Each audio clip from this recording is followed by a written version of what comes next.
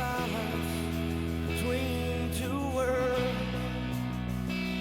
one with a narrow end across. Regardless of the balance, life has become cumbersome. Too heavy, too light, too black or too white, too wrong or too right, day or tonight, cumbersome. Too rich or too poor, she's wanting me less and I'm wanting her more. The bitter taste is cumbersome. No, yeah, no, no, no. No, no, no, yeah. No, no, no, no. Yeah, yeah. Your life has become cumbersome. Alô, alô, meus meninos, boa tarde, sejam bem-vindos a mais uma live, uma live do Trolha. Hoje é verdade, Rosinha, primeiríssimos, live especial. Pá, hoje era para fazer save, mas estava naquela, tinha aqui uma cena encalhada à bué, e pá, e virei-me mais para isto, Portanto, maltinha, hoje vamos falar novamente sobre Joaquim Gomes, que eu tanto gosto, é o meu ciclista português preferido. Provavelmente por ter acompanhado a carreira toda deste mestre das bicicletas. E hoje a live é mesmo para quem gosta de ciclismo, malta. Quem não gostar muito de ciclismo e principalmente de história do ciclismo, provavelmente vai achar hoje isto uma seca. Vamos falar de, no fundo, historinhas de carreira. Nem sequer é tão pouco de uma biografia do Joaquim Gomes. É o próprio a falar sobre a carreira e a contar historinhas, historinhas do passado. Eu acho que a entrevista é um primor. Mais uma vez o Rui Miguel Tovar a ir buscar a malta da história do desporto. Esta entrevista tem mais ou menos um ano. E para mim, na minha opinião, é qualquer coisa. Mas lá está, eu sou suspeito. Para além de gostar muito do Joaquim Gomes, gosto muito da história do ciclismo. Aliás, eu gosto muito da história do desporto. Tudo o que é a história do desporto, independentemente da modalidade, eu gosto muito de ir rebuscar o passado. E então temos aqui uma entrevista de mais ou menos uma hora. Passa aqui uma horita, portanto isto entre conversa, pausa e debate. Eu acredito que vai bater ali nas 2 horas. É mais ou menos o tempo que eu quero estar aqui hoje à tarde. Malta, eu estou sozinho em casa, portanto se eu tiver que parar as coisas por causa da minha cadela, que neste momento está a dormir e ferradinha, não achem estranho, mas isto hoje é mesmo para quem gosta de ciclismo e para quem gosta de história de ciclismo. Micoli, boa tarde, boas, seca uma ova. Joaquim Gomes é lenda, é lenda, é o meu, como eu tinha dito anteriormente e noutras lives também já o disse, é o meu ciclista português preferido de sempre. Mais uma vez, não confundam com aquele que eu acho o melhor ciclista português de sempre. É só o meu preferido. E provavelmente por ter acompanhado a carreira toda, por ter sido um corredor que já andava na estrada quando eu comecei a acompanhar ciclismo. Vi as vitórias dele e as melhores etapas dele. Portanto, já agora, indo aqui um bocadinho àquilo que é a carreira deste homem, 18 voltas a Portugal, 7 pódios, 2 vitórias, 89 e 93. Estes serão assim os feitos mais, digamos que mais pomposos do Joaquim Gomes. Muita gente pode perguntar-me, malta que não viveu tanto estes anos 80 e 90 do ciclismo português, porque é que ele não saiu? A resposta é mais ou menos fácil, porque nos anos 80 e 90, e quem conhece um bocadinho da história do ciclismo dessa altura, o ciclismo português pagava bem, nomeadamente aos seus chefes de fila. Portanto, o ciclismo português não era de todo mal pago. E então, como não era mal pago em relação àquilo que se fazia por essa Europa fora, às tantas era preferível ficar em Portugal, isto para os melhores, atenção, não é? Ficar em Portugal como chefe de fila do que ir para fora ser gregário e receber nomeadamente o mesmo. E é por isso é que há o fenómeno dos Chagas que foram para a França cedo e depois voltaram. O Gamito já foi diferente. O Gamito já viveu ali uma fase diferente. Já foi. Nos anos 2000 já foi um bocadinho diferente e até posso dar lá uma chega. O Quintino Rodrigues também chegou a sair. Mas aqui o Joaquim Gomes foi um dos casos em que, fazendo carreira em Portugal, acabou por conseguir ganhar o seu dinheirinho, ser chefe de fila por onde passou e não necessitar de ir para o estrangeiro. Desta altura que eu me lembro, o Orlando Rodrigues foi lá parar, mas pouco mais, até porque ele acabava por vir fazer a volta a Portugal pela Royal Artiache para ser chefe de fila, porque em Espanha não tinha hipótese de ser. Depois, mais tarde, o Gamito, já depois dos anos 2000, e o próprio Quintino Rodrigues acabaram por ir para fora. Foram assim os primeiros que eu me lembro daquela geração toda. Obviamente para serem gregários, não tinham as hipóteses que tinham em Portugal, nomeadamente o Gamito.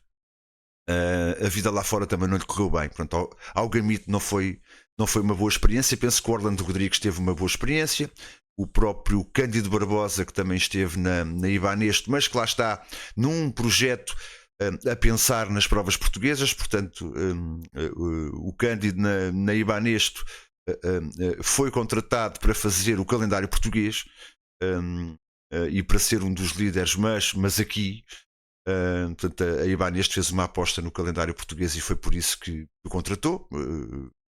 Eu sei que ele correu em Espanha, mas na sua essência a intenção era fazer as provas portuguesas e nomeadamente a volta a Portugal. O Joaquim Gomes correu até um pouco mais de meados dos anos 90, penso que 97, 98, por aí. Correu as melhores equipas portuguesas da altura, portanto correu no Sporting, correu na Cicasal com várias nominações, Cicasal Torriense, Cicasal Acral, correu no Boa Vista, portanto, passou por tudo quanto era bom em termos de clubes portugueses que estavam na estrada na altura, e sempre como chefe de fila. Eu acho que ele poderia ter ganho mais coisas, portanto faz um segundo lugar e faz, se não me engano, 4 terceiros, com um segundo são 5, com 2 primeiros são 7, é isso, está correto, 4 terceiros, um segundo e 2 primeiros em 89 e 93. Aqui, Rádio Renascença, eu amo vocês, não me façam mal, por favor, vocês não me tratem mal. Eu depois vou pôr isto no YouTube, mas a monetização é para vós, eu não quero nada disso, é mesmo só para deixar lá, digamos que o repositório daquilo que eu faço por aqui. E obrigado, Rui Miguel Tovar, é um jornalista que eu adorava conhecer este gajo, porque ele faz tudo aquilo que eu, se porventura algum dia ambicionasse ser jornalista, faria, que é basicamente história do desporto. Eu acho que vocês todos conhecem este gajo, não é? Faz a enciclopédia do Ludopédio, faz aqui este podcast na Rádio Renascença, uma série de livros muito interessantes editados, tudo muito com base naquilo que é a história do desporto e nomeadamente do futebol. É um catedrático autêntico daquilo que é a história do futebol. Eu adoro. Gostava muito de ter a oportunidade de conhecer este gajo, apesar de que provavelmente seria mais um a dizer adoro o seu trabalho, é espetacular e tudo mais. Provavelmente teria que escolher aqui umas coisas diferentes para lhe dizer, mas acho que é um gajo hiper brutal e não deve nada ao reboque do seu pai. Acho que não passa mesmo por aí, até porque foram jornalistas diferentes. E eu acho que o Rui Miguel Tovar, se ao início eventualmente as pessoas poderiam pensar que, eu acho que hoje em dia não passa nada a reboque daquilo que foi o pai. Epá, de resto, malta, basta agora e chega agora a hora de começarmos aqui a reagir a esta entrevista. Portanto, se quiserem mandar umas chalaças, façam favor de mandá-las aí no chat. Se tiverem alguma dúvida que eu possa responder, eu respondo. Se não souber, já sabem como é que a coisa funciona. Vamos googlar. E espero que gostem. Quando quiserem parar isto tudo, digam-me para tudo e a gente continua aí o debate. Maltinha, Joaquim Gomes em Jogo de Palavra na Rádio Renascença. Siga a bola. Se estiver muito alto, digam. Jogo de Palavra, as entrevistas de Rui Miguel Tovar. Olá, bem-vindos a mais um Jogo de Palavra. Desta vez estamos cansados de estar imersos em futebol. É verdade. Vamos para o ciclismo, para um duplo vencedor da Volta a Portugal, um homem que teve em 18 voltas esteve em 6 pódios no total, 7. muitas equipas, muitas histórias. 7, Rui Miguel. Joaquim Gomes. Eu, quando fiz o apanhado na internet, Joaquim Gomes Wiki, a primeira informação que me deparei foi: Joaquim Gomes é Uma cidade do é Brasil. uma cidade em Alagoas, no Brasil. E não pode ser. E a segunda informação era o Joaquim Gomes ciclista. Não pode ser. Vou convidar o Joaquim Gomes para vir aqui à Rádio Renascença, onde ele já esteve em grande estilo. Pelo que me contaram, há 5 anos fizeste aqui uma corrida com não foi? O Ricardo Conceição, aqui à volta, para promover a volta a Portugal, do qual tu és o diretor já há muitos anos. E já agora Portanto, é um prazer imenso. com o ano corrente que estamos, falarmos 21, cara a cara, depois de tantos pequenos almoços durante 21 a volta, anos de e tantos fins de etapa em que falamos muito. organização da sobre volta a as Portugal. Depois vamos falar um bocadinho sobre isso e as do nada. controvérsias E a minha primeira pergunta da escolha das etapas e é, essa tralha toda. Já lá vamos. O que é que te fez, na parte inicial, jovem, ser ciclista? O que é que move num país de tantos pergaminhos futebolísticos e com alguns ciclistas de grande nome, Joaquim Agostinho, Marcos Chagas, João Roque? Haverá muitos nomes por aí. João Roque, O que é que te o fez João Roque é um crescer nome muito para especial na saltar carreira do pela Joaquim Gomes. bicicleta e andar pelo país todo? Meu caro, antes de mais, deixa-me agradecer-te o convite para visitar mais uma vez este vosso fantástico espaço. Da primeira vez foi uma agradável surpresa. Agora já sei onde vinha quando me enviaste a morada. Exato. Eu já sabia o caminho. Ora, o que é que me fez ser ciclista, em particular um miúdo lisboeta, da freguesia de Carnide, Paredes Meias, com o Estádio da Luz, e que até aos Um 14 gajo anos de Lisboa não é de muito idade normal. só via futebol à sua Ciclismo frente. não é muito normal. Foi o meu pai. Nas férias grandes, quando se passavam manhãs e tardes sempre o pai, inteiras é sempre o a pai. jogar à bola, e quando eu ao fim da tarde regressava à casa com tornozelos, joelhos, ancas doridas, à procura de uma sandes para aliviar o desgaste de um dia tão concorrido, abria a porta e logo na sala que ficava junto ao hall de entrada via muitas vezes o meu falecido pai com um rádio de pilhas. Rádio Maltinha. Eu já vos falei aqui em lives anteriores que até início dos anos 80, eu penso que a RTP começa a fazer cobertura em 81 ou 82. Eu já falei aqui sobre isso numa qualquer passada, mas foi 81 ou 82. Que as coberturas do ciclismo eram feitas pela rádio, tanto da Volta a Portugal como das corridas do Joaquim Agostinho. Há uma coisa que eu não vos sei responder. Não me perguntem como é que é. Eu não faço ideia. Para calculo que fosse como um relato de futebol. Não sei quantos quilómetros é que eram transmitidos, provavelmente ali os últimos, mas eu nunca ouvi uma transmissão de ciclismo pela rádio. Portanto, eu já sou do tempo da televisão, já peguei o vício do ciclismo pela TV. Portanto, não sei como é que seria, mas e nunca tive a experiência. Também sou sincero, eu acho que se pesquisar alguma coisa pelas internets afora, se calhar ainda apanho. Nomeadamente na RTP Arquivos é capaz de lá andar alguma coisa, mas não sei como é que era. Mas não foi assim há tantos anos. Para mim, que sou de 76, não foi assim há tantos anos. Ele sentado num sofá, com uma cadeira à sua frente, o rádio em cima da cadeira, e a olhar para um rádio como se de uma televisão se tratasse. E fui-me apercebendo que ele acompanhava regularmente as aventuras e desventuras do nosso grande Joaquim Agostinho na Volta à França. Sim. E ganhei uma paixão tão grande por aquele folhetim que eu me habituei a chamar, talvez o primeiro grande reality show que existiu, em que as pessoas acompanhavam as aventuras e desventuras dos corredores que tomavam por ídolos, que acabou por me atrair para o desporto. Isto aos 14 anos, já foi tarde. Percebi que o principal clube de Carnide, o Carnide Clube, Este que até Carnide Clube, eu lembro-me do Carnide Clube participar pelo menos numa Volta a Portugal do meu tempo. Foi nos anos 90. Não me perguntem em que ano é que foi. Também não será difícil de chegar lá. Mas foi nos anos 90 que eu me lembro do Carnide Clube, qualquer coisa, né? Com uma marca associada, E foi um ano só. Participou na volta a Portugal, mas foi nos anos 90 certamente. Anos de 70, era talvez, a par do Sporting e Benfica, dos clubes que detinha maiores títulos nacionais de basquetebol, mas tinha uma pequena equipa de ciclismo, exatamente do meu escalão etário, depois mais tarde, com 15, 16 anos, onde eu tive então as primeiras experiências, que não foram, diga-se de passagem, não foram muito boas. Eu comecei a andar de bicicleta na altura, tecnicamente era péssimo, quando a maior Como parte todos dos quando meus começam, né? colegas, já praticavam ciclismo desde os 10, 11 anos de idade, portanto era frequente eu num treino de algumas cambalhotas chegar a casa e começar a pensar se não era melhor terminar a aventura por ali. Tive, no entanto, algumas pessoas, nomeadamente diretores do Carnide Clube, que me foram sempre incentivando. Chegaste, tornou-se o melhor dizendo, sub-23 da que sua tinha época, pá, jeito, atenção.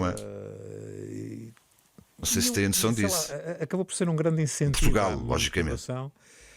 Descobri algo no ciclismo que me acompanhou durante toda a minha carreira. Eu nunca vivi a competição propriamente dita de forma desmedida. Sempre gostei do ciclismo também pela componente de passeio. Quem vir ou tiver a oportunidade de recuperar vídeos meus a subir a Serra da Estrela, em que na maior parte das vezes me esforçava por ficar sozinho, já que não era sprinter, era a única forma que eu tinha de ganhar etapas, era chegar sozinho, mas foram muito poucas as vezes que, no meio daquele sofrimento, que nos permite, às vezes com alguma agilidade, falar com Deus numa volta a Portugal, com médias de temperatura de 35 graus, enquanto se chega gosto às para a volta a etapas mais Portugal é difíceis, dramadíssimo. na altura que a volta também tinha 21 dias. Claro, lembro. Sim, Em que muitas vezes pelo menos a primeira vitória na volta a Portugal do Joaquim Gomes, 89, é com 21 dias. É do tempo de termos uma grande volta em Portugal. nós só chegamos à meta por instinto, transformando esta modalidade desportiva muitas vezes numa prova de sobrevivência, mas não era difícil descortinar no meu olhar que, obviamente, com a missão principal de chegar à meta em primeiro e, quem sabe, vestir a camisola amarela, também olhava para todas aquelas paisagens como se um livro do Miguel Torga tivesse a ler, quando ele falava... Isto não é muito normal nos ciclistas. As histórias que eu ouço do ciclismo, em relação àquilo que são as estradas, as paisagens, os sítios por onde eles passam, é que eles fazem quilómetros e não conhecem nada, não olham para nada. O foco não está propriamente aqui. Fiquei surpreendido quando ele falou nisto. Não achei muito normal em relação àquilo que já vi e ouvi noutro tipo de entrevista, nomeadamente com corredores estrangeiros, que eles não dão nenhum ênfase à questão paisagem, local por onde passo, beleza do local por onde passo. Foi a primeira vez que eu ouvi uma abordagem deste género. Do ciclismo desta forma. Quando deixei de correr, recebi vários convites para ser diretor desportivo de equipas. Mas depois de um convite que me fizeram, que insistentemente desafiavam, em particular nos meus 2 últimos anos de carreira, para ser diretor da Volta a Portugal, eu comecei a sonhar com isso. Porventura nunca imaginei que este sonho se prolongasse, já lá vão mais de 2 décadas. 21 anos é ser obra. organizador da Volta a Portugal. Com os defeitos Pese embora as que dores existem, cabeças, com os no entanto, problemas um que orçamento existem, superior a 3 com as milhões de virtudes que euros, existem, mas que, mais de em 20 anos a fazer contextos, qualquer coisa já económicos de alguma obra. dificuldade, isto é um desafio brutal, colocar a Volta a Portugal na estrada, pelo menos com a dignidade que temos conseguido. Mas essa componente do ciclismo passeio, eu consigo mantê-la cada vez que visito uma autarquia, claro. cada vez que desenho um percurso para a volta. É verdade que o tal contexto comercial da volta, que não podemos dispensar, muitas vezes nada se faz sem guita, né? impede-me de apresentar aquela que eu teria como a Volta a Portugal ideal. Tu não imaginas os e-mails que... Estão estão a ouvir a cena, não é? Ele próprio admite que a volta a Portugal que se vai desenhando não é a volta a Portugal ideal. É óbvio que todos sabemos que não é a volta a Portugal ideal, mas não há como fazer diferente. Não há milagres. Eu aqui entendo perfeitamente o Gomes e a organização. Tem que pingar dinheiro daqui e dali. E sem dinheiro não há palhaço, e sem palhaço não há volta. É um bocado por aqui. Eu, entretanto, também soube que a organização que faz a volta a Portugal também é a organização que faz a volta ao Alentejo. Isto pode atenuar aqui um bocadinho os mais céticos e os mais aguerridos na questão da volta a Portugal, que não é a volta a Portugal. Eu acho que todos nós, principalmente quando a volta está para sair para a estrada, ouvimos e lemos nas redes sociais principalmente: isto não é a volta a Portugal, ou é meia volta a Portugal, ou é isto, ou é aquilo. Eu já li coisas de uma completa ignorância. Eu acho que só de alguém que nem sequer é adepto e que não se dá ao trabalho de perceber o porquê, só se dá ao trabalho de dizer mal, é que não percebe porque é que a volta a Portugal é, em muitos dos casos, efetivamente meia volta.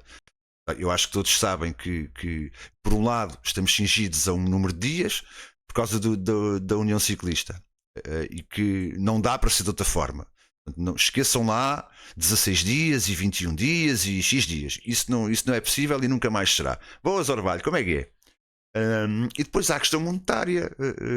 Isto é tudo muito giro, não é? Mas sem dinheirinho não vais conseguir pôr uma volta a Portugal na estrada. Portanto, eu consigo, com todas essas condicionantes, eu pelo menos consigo. Eu nunca me afastei daquilo que, enquanto adepto, né, logicamente, nunca me afastei daquilo que é a volta a Portugal. Eu nunca deixei de acompanhar a volta. Entendo perfeitamente as limitações e o porquê de termos aquela dita meia volta.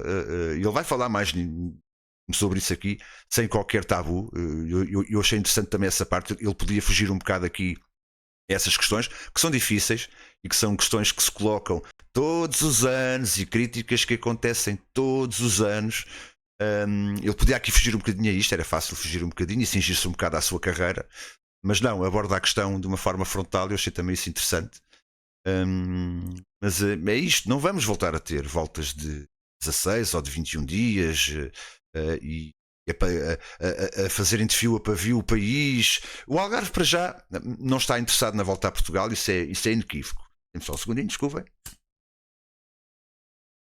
Tem uma volta ao Algarve que, em termos do que é a projeção internacional, é mais importante do que a volta a Portugal, numa altura do ano que é muito mais fácil, nomeadamente para a logística.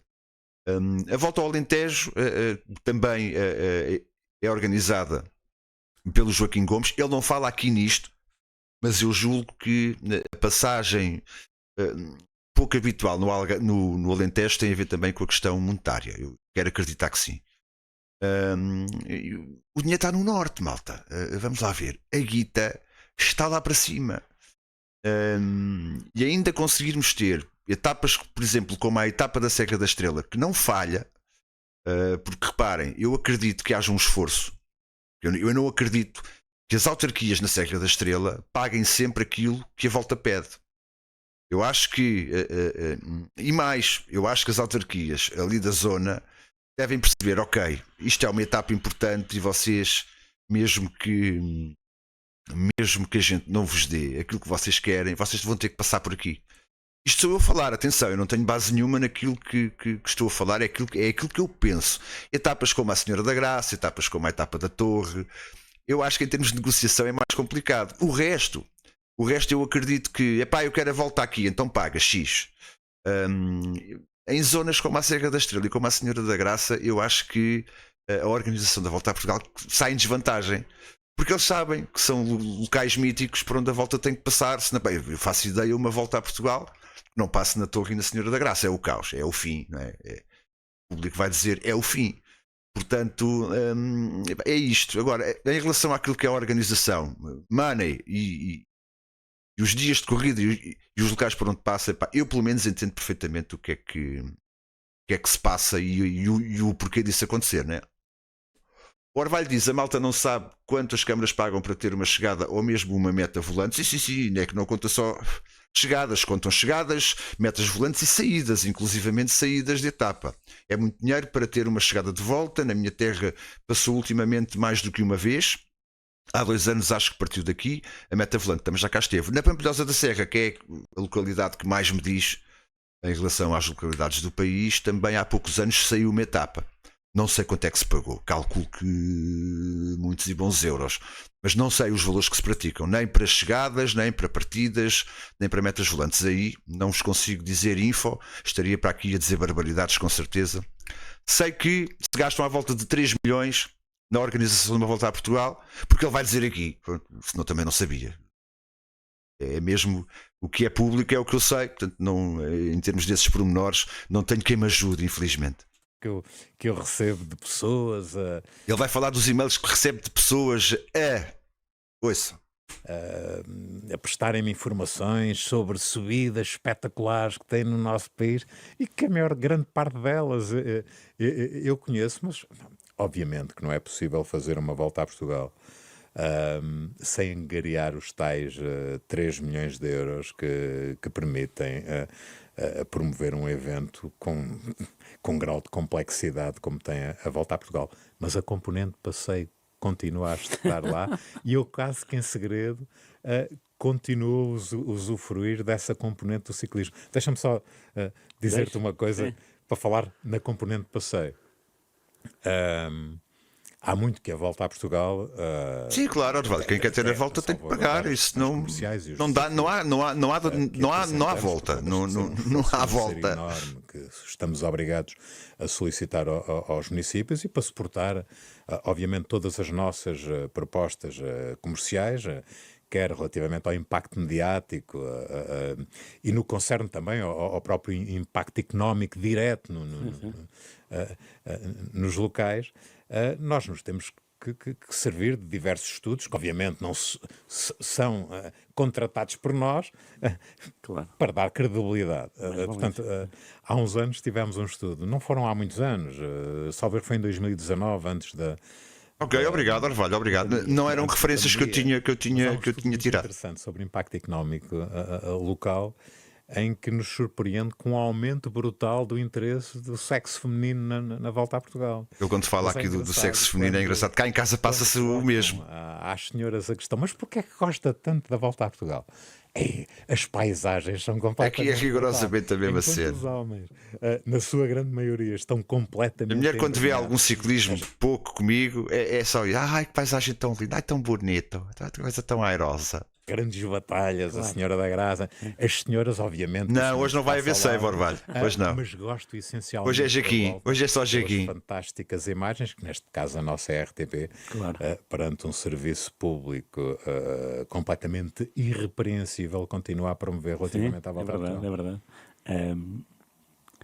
Eu li... Eu continuo a achar que a RTP também faz um bom A trabalho. primeira volta foi 85, não é?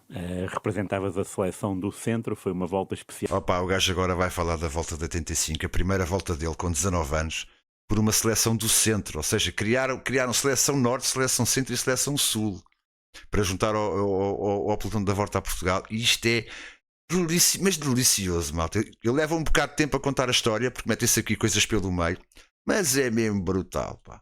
O que é que não concordas em Portugal, Arvalho? Diz-me coisas.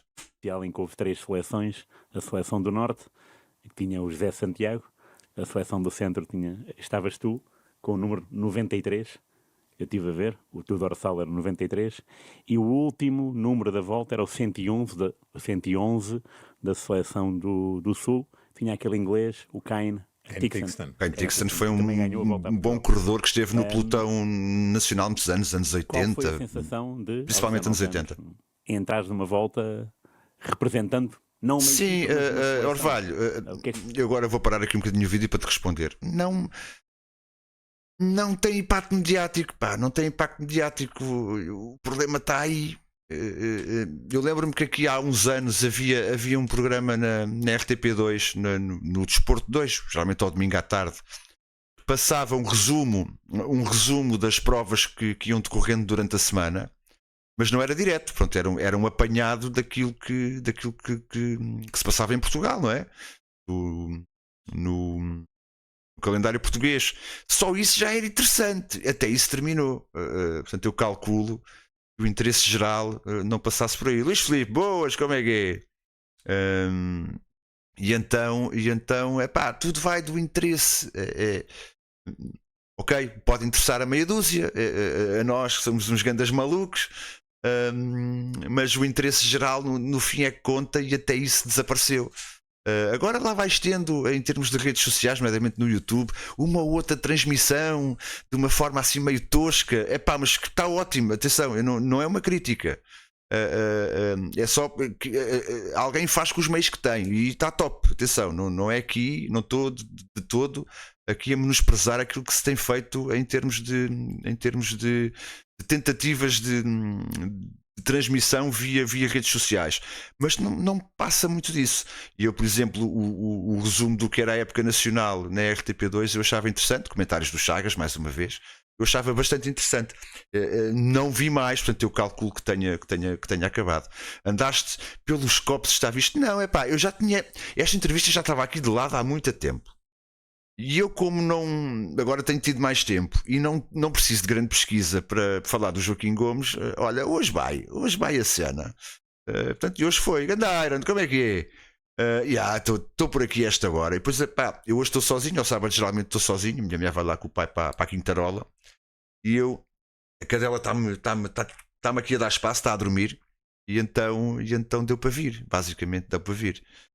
O Orvalho diz: eu adorava ver o troféu da SEGA. Entre outros, aquilo acabava por. Eu estou a falar do programa da RTP2, acabava por fazer ali um apanhado da semana do que era o calendário português. Era interessante para mim, que gosto de ciclismo, era interessante. Se calhar para muita gente olhava para aquilo: olha, esta seca, é a hora desta seca, quando é que vem a ginástica rítmica? É o que é, mas todos estes desportos underground acabam por sofrer um bocado do mesmo, né? E depois isto acaba por ser muito volátil. Isto mexe com budget, mexe com guita, mais uma vez, e se não há audiências mínimas que justifiquem, já sabem como é que é, né?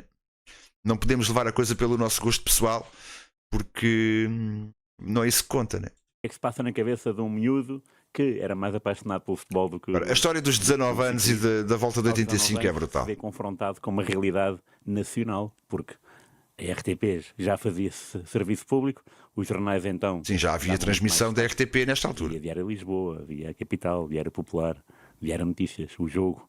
Estavam todos em cima desse movimento. Claro, de uma forma tão sumária, como tu muito bem agora acabaste de escrever, qualquer pessoa imagina que a sensação que deve ter um gaiato de 19 anos ao conseguir um feito desses. Mas só entre 85. Complexo. Não havia cá misturas de sub-23 com profissionais, né? Profissionais, que há muito passou a ter. Isto é, no calendário nacional de ciclismo há um conjunto de provas, aliás, alguma delas eu organizo, como por exemplo a Volta ao Alentejo em bicicleta, em que as melhores equipas de sub-23 portuguesas têm acesso a participar nessas competições. Portanto, os melhores valores destes escalões têm a motivação de perceber que tem ali uma excelente oportunidade de se dar a mostrar, em particular aos diretores desportivos das equipas profissionais. Nessa altura isso não existia.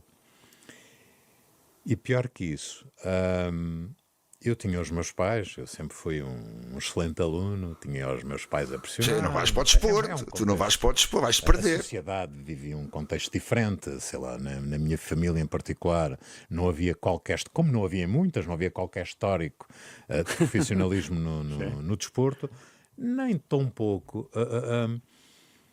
se encarava o desporto como uma saída profissional, talvez o futebol. A não ser no futebol, sim. No futebol dos anos 80 já se via.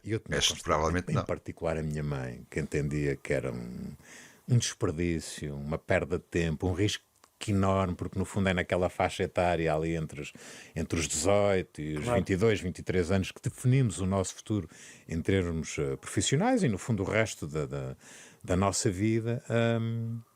E eu já não tinha como explicar, porque no fundo também tinha uma réstia de bom senso de perceber, isto se calhar não é vida para mim, pese embora eu gosto muito de ciclismo. E não imaginas os sacrifícios que eu fazia, porque enquanto outras regiões do país haviam muitos corredores que praticamente eram vizinhos uns dos outros, eu passava o ano a treinar sozinho. Não treinava, obviamente, na cidade de Lisboa, tinha que ir para os É mais concelhos complicado. vizinhos de Loures, Sintra, para Vila Franca. Mas treinos feitos por ti, idealizados por ti. Não havia nenhuma técnica, não havia nenhum horário. Não, Está na tua cabeça. eu tive alguns treinadores que eram ex-ciclistas, mas para um miúdo que já tinha o 12º ano, rapidamente comecei a perceber que haviam coisas que mandavam fazer que não tinham nexo. Uma delas era, em dias de grande calor, ter que fazer 100 km sem levar sequer um bidão de água, que era para me adaptar ao calor. Repare, Eu chegava, na não parte levas final, água. nem quero nisso, Ai, é depois para a parte sofrer. final do treino era a subir a calçada de Carris. Imagina o que é subir a calçada de Carris, a levar com fumo de automóveis, com temperatura 35 graus, depois de ter feito 100 km. Aquilo era começar a ficar com a língua colada ao céu da boca. Eu admito que muitas vezes estas estratégias... Dava-se muito valor ao esforço Há por si só, e o estratégias esforço por si só às vezes não é, não tinham nada não a ver é a com melhor isso. forma de se treinar, seja no também ciclismo, seja no desporto qualquer, né? Mas Essa é a lógica. O que é certo é que a quantidade de vezes que erradamente o organismo era colocado em stress e de uma forma completamente contraditória àquilo que seria o ideal para um miúdo daquela Claro. idade, mas o que é certo é que eu fui assimilando aqueles erros e é a velha história filosófica de que o que não destrói torna-te mais forte, e eu acabei por viver disto durante alguns anos, mas rapidamente percebi que o ciclismo tinha muita analogia com o atletismo de fundo, e não havia praticamente qualquer literatura. Agora reparem bem o que é que o Joaquim Gomes no seu tempo faz. Ele acaba por ter que adaptar sistemas de treino que não são do ciclismo para conseguir evoluir de alguma forma, e ele acaba por pronto, atamancar um bocado aquilo que era a falta, lá está que ele diz, de literatura sobre o tema, né? Não havia internets, né? Mais uma vez não havia internets, nem qualquer tipo de sítio onde buscar informação. Isto era um verdadeiro problema para quem queria evoluir, fosse no ciclismo, fosse noutra área qualquer. Adaptada ao treino de ciclismo de estrada, e eu comecei-me a suportar muito em livros. Passava tardes inteiras em livrarias à procura de livros sobre metodologias de treino do atletismo de fundo. Atletismo de fundo. A fazer os primeiros treinos intervalados, a adaptar, no fundo, ao ciclismo. Boa.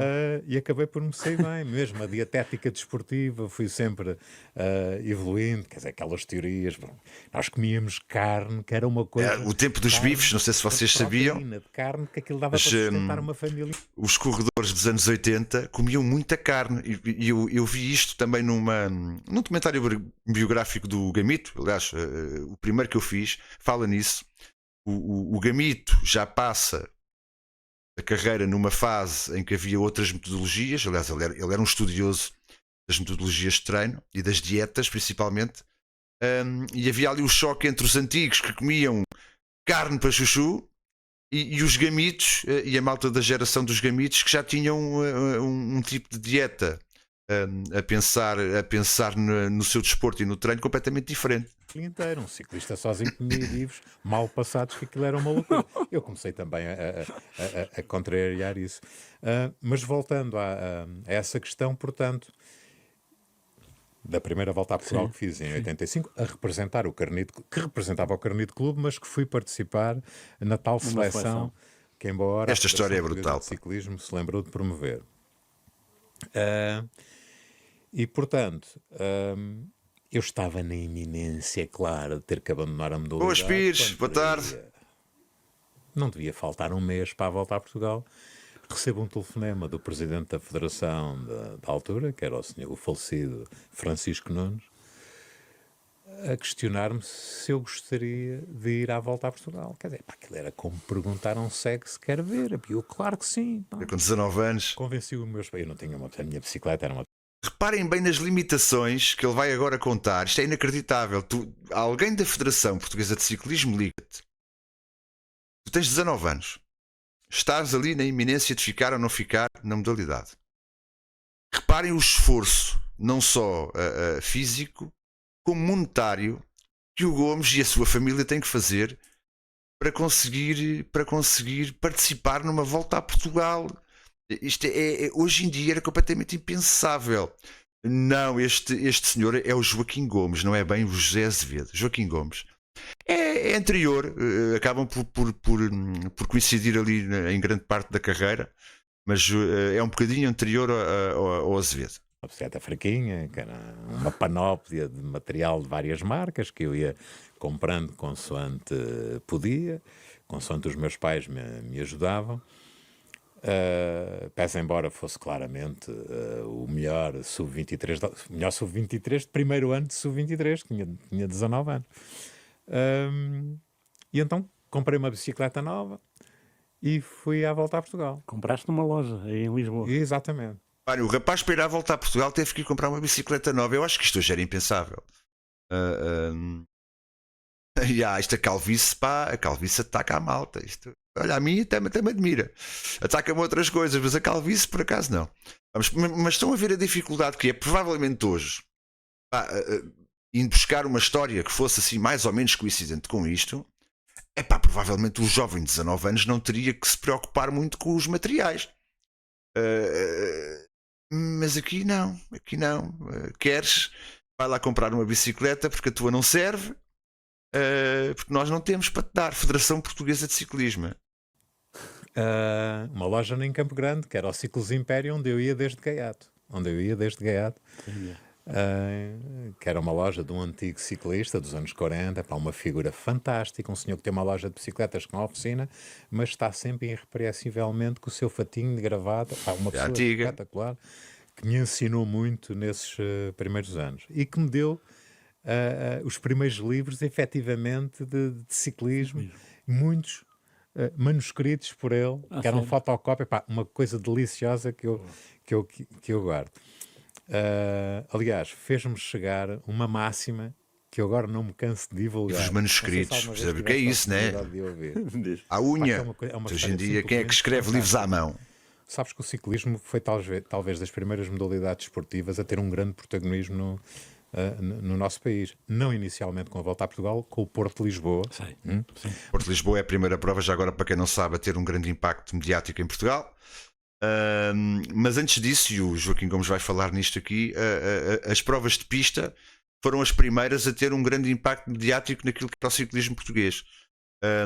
E já agora ele vai falar também do José Bento Pessoa. Sabem quem é José Bento Pessoa? Ao menos sabem isso?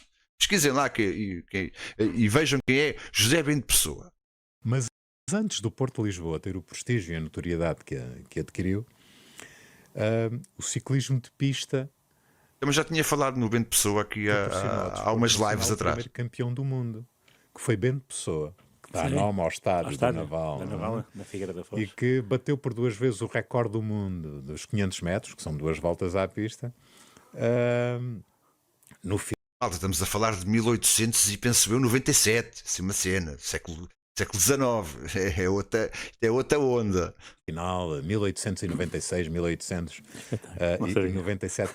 Atenção, ele não fala aqui nisto, mas o Bento Pessoa, naquela altura, cometeu a proeza de ser campeão espanhol.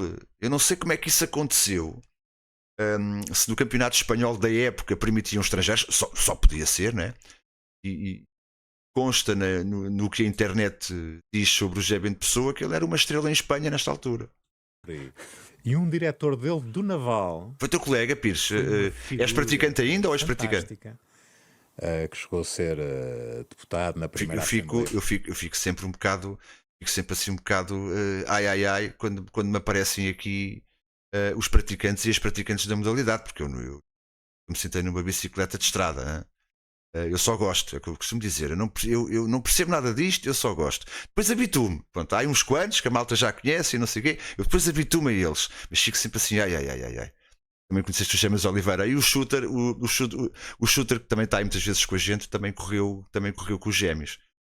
Também os conheceu e também andou aí nas picardias. Boas, Dani Boy, como é que é? Deve ser tipo Dani QR. Já pode ir aos nacionais de ciclismo. Epá, aquilo na altura só podia ser isso.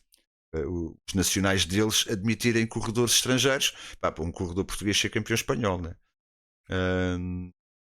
És camionista agora? Epá, também é outra praticância. Constituinte, depois da implantação da República, República, claro. que era natural da Pampilhosa da Serra, A minha terra! que chegou a ser governador civil de Coimbra, que dá nome a muitas ruas de municípios do distrito de Coimbra, que era o Dr. José Maria Cardoso. A rua José Maria Cardoso na Pampilhosa da Serra, é escreveu óbvio, uma não é? frase, que é uma espécie de máxima do ciclismo que andou perdida e que este senhor... Ui, temos aqui caminhonistas. Pois é, o Dani Boy também é do caminhão, é verdade. É verdade. 1987, num tal livro manuscrito que me fez chegar, e em que estava essa frase perdida que eu só com a ajuda da internet, passado muitos anos, é que consegui perceber quem era o tal Dr. José Maria Cardoso. Parem bem Tive esta frase. do lema do Dr. José Maria Cardoso. Ele diz que é atual, assim, e é perfeitamente atual. Com significado. Olha que já pôs o nosso amigo Tony do Benfica com as lágrimas ao cantor, que diz qualquer coisa como isto: ama acima de tudo o ciclismo, entregando-te todo, mas sem servilismo. Trata o público e o companheiro como se fosses sempre o último, como se fosses sempre o primeiro. Se o espírito te atingir esta perfeição e o corpo não te fizer negança por ser boa a física preparação, poderás confiar, serás um verdadeiro campeão. Foda-se. Puta que pariu. O poema, pá. Puta que pariu o poema. O Pires volta a dizer: tirei foto com ele e ele não me reconhecia bem. Já não nos víamos há muito tempo. Ele que diga isso ao rego. Coisa linda, ó Rosa. Isto é poemas com mais de 100 anos e o caralho. Isto é uma coisa brutal, com mais de 100 anos e que se mantém perfeitamente atual. É verdade. Pá, é espetacular. Bom, voltando à volta de 95. Pronto, e agora 95 não. 85. 85. A gente já lá vai, mas a minha cadela está aqui a fazer umas asneiras. Eu vou só aqui pôr um pausa para cenas 2 minutos e já cá volto, malta. É muito rápido, é mesmo muito rápido. Maltinha, venho já, a sério, já.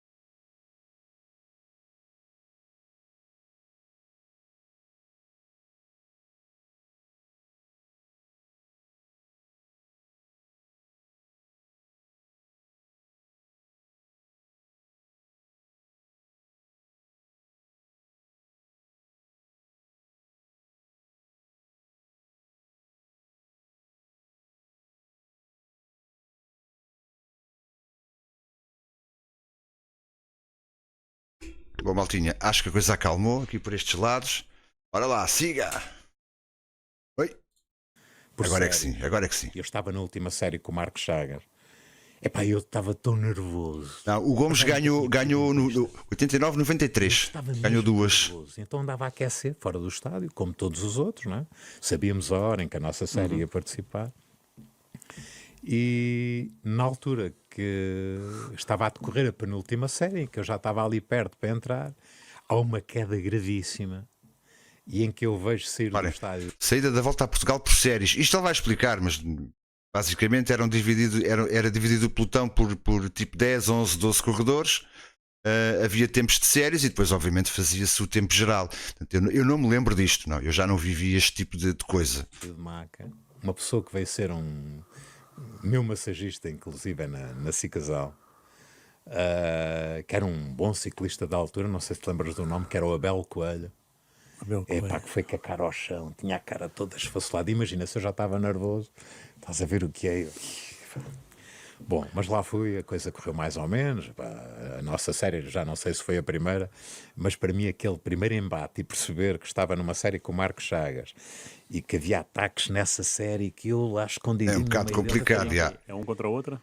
Não, Uma imagina que dividiram o pelotão de 100 e tal corredores em 10 séries, de 11 ou 12. Ok, E então ia um de cada equipa na série. ok. Depois, Tá bem. a cada série era atribuído tempos e depois se ia a classificação geral.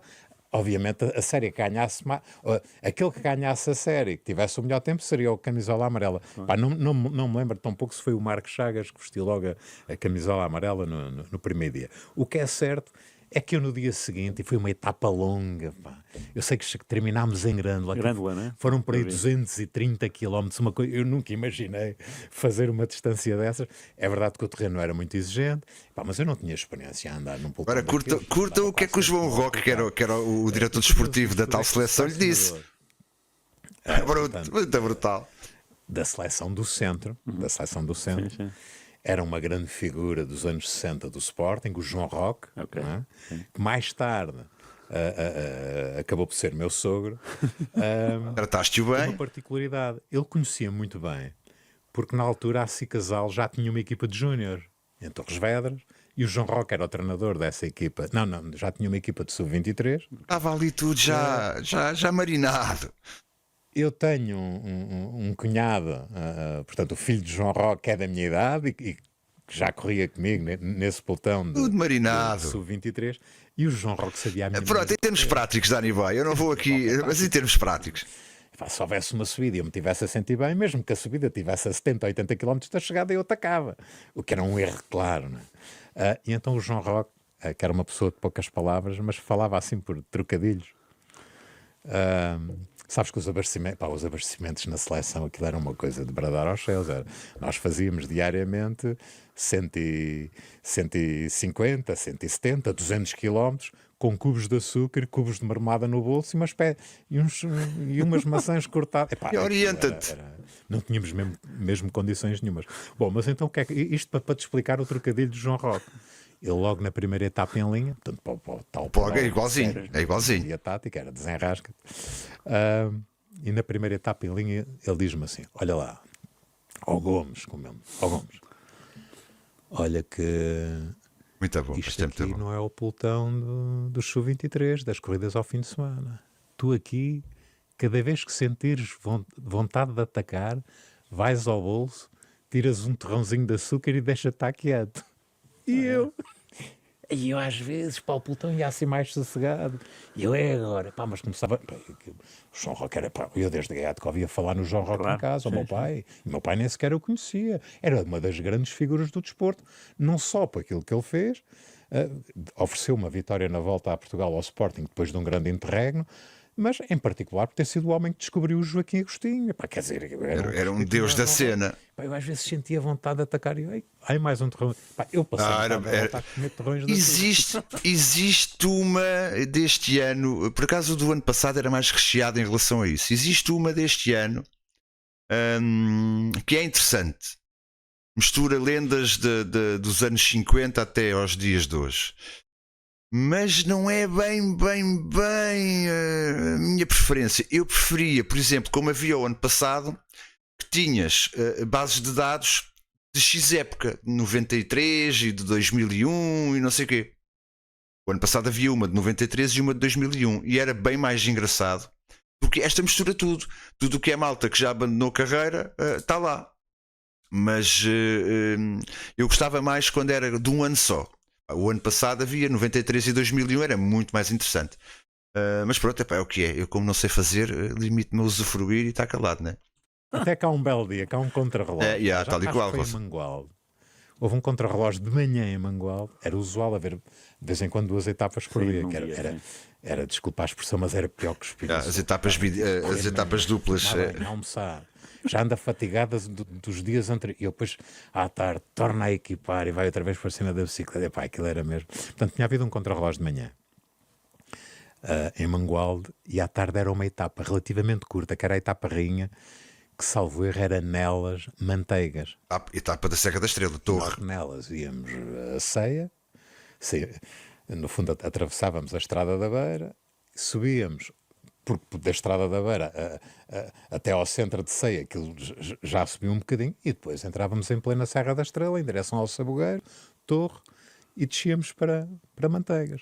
E o João Roque, faltavam para aí uns 10 minutos para partir, e atenção, eu nunca tinha ido à Serra da Estrela, nem em passeio, nunca lá tinha ido. É brutal, esta cena é brutal. Portanto, as únicas experiências que eu tinha de grandes subidas era aqui, a Serra de Monte Junto, mas aquela calçada de Carris. Acho que aquelas que A calçada de Carris. havia mais aqui na área metropolitana de Lisboa, nomeadamente a Serra de Sintra, onde eu passava.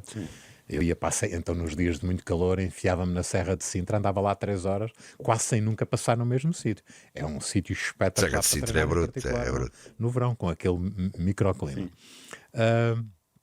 E então, ali 10 minutos antes de partir, ele diz-me assim: olha, hoje não precisas de comer torrões de açúcar. E eu, preciso comer torrões de açúcar? Então, quer dizer que isto hoje já posso atacar. Bem, começa a etapa. Outra questão, outro pormenor, só para perceberes o contexto. A maior parte dos ciclistas na altura, e no fundo aquilo era cultural, aquilo era como se fosse a tropa. És puto, vais lá para trozes. E quando os maçaricos queriam-se chegar mais à frente no pelotão, vinha logo, agarrava para aqui, rapaz, vai lá para trás, que o teu lugar é lá atrás. Eu não sei se isso hoje será assim, mas acredito plenamente nesta história. Era bem mandado, já nem saía lá atrás. Aliás, quando havia etapas de média dificuldade, aquilo começava a partir e eu acabava por fazer o dobro do esforço, porque tinha que ir passando aqueles grupos que iam ficando, mas chegava sempre, todos os dias, sempre a chegar cá. É sempre muito curtido, Rosa, sempre muito curtido. E eu naquele muito dia curtido. foi quase a mesma coisa. A minha sorte é que da Estrada da Beira até ao centro de Ceia, antes de iniciar realmente a subida, né? Naquele troço ali de 2, 3 quilómetros, aquilo começou logo. Aquilo já havia muita fruta madura, já andávamos a correr para aí há 15 dias. Estamos a falar de volta de 21 dias, atenção. Volta de 21. Não sei, já havia mesmo muita fruta madura no pelotão. E aquilo começou muita gente a descolar. E eu, quando estou a iniciar a serra, já estava nos 30 primeiros, o que para mim já era excelente. Mas imagina o contexto, um miúdo que nunca fez a Serra da Estrela, que ainda umas semanas antes, quando o meu pai chegava à casa todos os dias, trazia um desportivo, normalmente a bola, e eu lá ia à procura eu recortava as fotografias do Marcos Chagas, do Alexandre Ruas, daqueles grandes nomes da altura. O Firmino ainda corria, o Firmino Bernardino, outro grande nome, o Adelino. Nós hoje já nem guardamos JPEGs, quanto mais fotografias do jornal.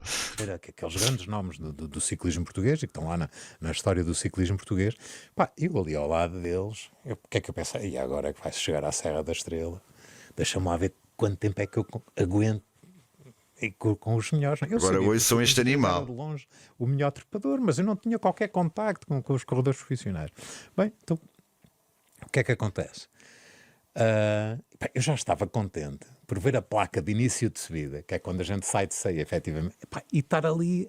Era a equipa do Sporting Raposeira que ia meter o passo. Então, a equipa do Sporting que tinha ficado de herança do Agostinho, que tinha morrido no ano anterior. Até era o Chagas o líder. Mas esta é a equipa que o Agostinho no fundo cria no ano anterior, e que no fundo o Chagas acaba por pegar naquilo, porque o Chagas era o gregário de luxo do Agostinho e acaba por ficar com o menino na mão. Sporting Raposeira, tal e qual. Portanto, vê lá, uma bebida alcoólica como patrocinador principal de uma equipa de ciclismo. Por isso uma live stream com isto, não, vocês não se metam nesta merda, não é fixe. Mas quem me criticar por isso também vai se lixar, não é? E a vê-los ali e tal. E em menos nada começa a descolar gente, tudo com um estado de cansaço enorme. E eu ali a respirar bem, como se não se passasse nada. De um momento para o outro, eu começo a ganhar uma confiança completamente brutal e chego mesmo, ponho-me ao lado dos tipos do Sporting. E lembro, ainda aqui há dias, estive a Ó Gomes, puto, ao lado dos gurus. com o ciclista que ia meter o passo, que era o José Xavier, que foi um grande contrarrelogista e um dos melhores coequipês que eu depois, mais tarde, acabei por ter. E que neste caso era um coequipier do Marco Chagas. Era o José Xavier e ele ia meter o passo. O Chagas ganhaste a volta a Portugal. O Sporting era de longe a equipa mais forte. E eu começo-me a chegar ali ao lado dele. E ele começa a ver para mim, pá, vai lá para trás. E Sempre a mesma história. assim para trás, começa a ver aquele pessoal todo mal encarado e eu ataco, mas ataquei como fazia também vá lá nos sub-23. Atacava, mas a guardar 20 cêntimos, sem dar tudo. Amanhã. E eles tentam respondem. Eu vejo que eles já com grande dificuldade chegam ao pé de mim. E quando eles chegam ao pé de mim, eu gastei o resto Zau. e fui-me embora sozinho. Opa, mas depois há um facto engraçado. Não sei se tu te lembras de um grande nome, ganhou uma volta a Portugal, que era médico, depois veio a ser médico, que era o Dr. Joaquim Sousa Santos. Não sei quem é o Joaquim Sousa Santos. Sousa Santos, Sei. grandes corredores do Porto. Do Porto, não é? Exatamente. O Dr. Joaquim Sousa Santos era o médico da seleção. E ele tinha-nos dito que ia estar, depois de passarmos o Sabugueiro, não é? Aliás, a gente desce o Sabugueiro e depois começa a subir finalmente para a torre. Ele disse-me que aí ao fim de 500 metros, quando começássemos depois do Sabugueiro a subir para a torre, que ele ia estar com uns saquinhos de água, que nós depois mordemos Saquinhos o saco, de água. o resto é para Foda-se. nos molharmos, não é? E que ele ia estar ali. E eu, entretanto, abalei, ganhei Tudo ali um diferente. minuto de avanço.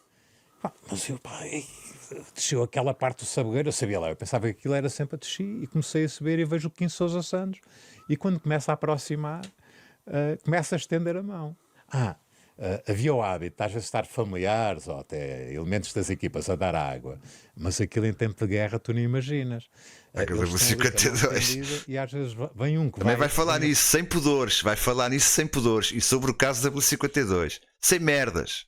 aflito, que nem sequer tem a ver com a pessoa a quem querem dar água e sacam-lhe as coisas das mãos. E então já era habitual terem as coisas estendidas, os braços atrás das costas, e só estendem quando veem mesmo que é o ciclista, se não correm o risco de ficar. Opa, ele com os braços atrás das costas e outro braço estendido a ver se ele me dava. Pá, ele ficou tão surpreendido de me ver ali que não me deu água. O médico nem acreditava que ia um puto da seleção na frente daquela merda toda. Pá, Gomes, tu és maluco, tu não conheces isto, tu vai devagar, espera para um grupo que é para conseguir chegar lá acima. Eu fiquei assustado. E então eu reduzo muito o andamento e fico à espera. É quando aparece o Venceslau Fernandes, que já tinha deixado o resto para já trás. pronto. E então o Venceslau apanha. Dá spoiler. O Venceslau Tinha ouvido apanha. falar dessa dupla. O Venceslau apanha-me, mas é importante referir, o Venceslau ainda chegou a correr com o João Roque. E o Venceslau tinha um respeito por João Roque, uma coisa Vai louca. da Vanessa, sim. Sim. E então, no momento em que o Venceslau me apanha, o presidente dos árbitros autorizou o João Roque a passar com o carro da seleção para vir para o pé de mim, porque a diferença já era possível autorizar. E o João Roque, assim que lá chega, e quando vai a caminho, vê que o Venceslau é que ia sempre na minha roda.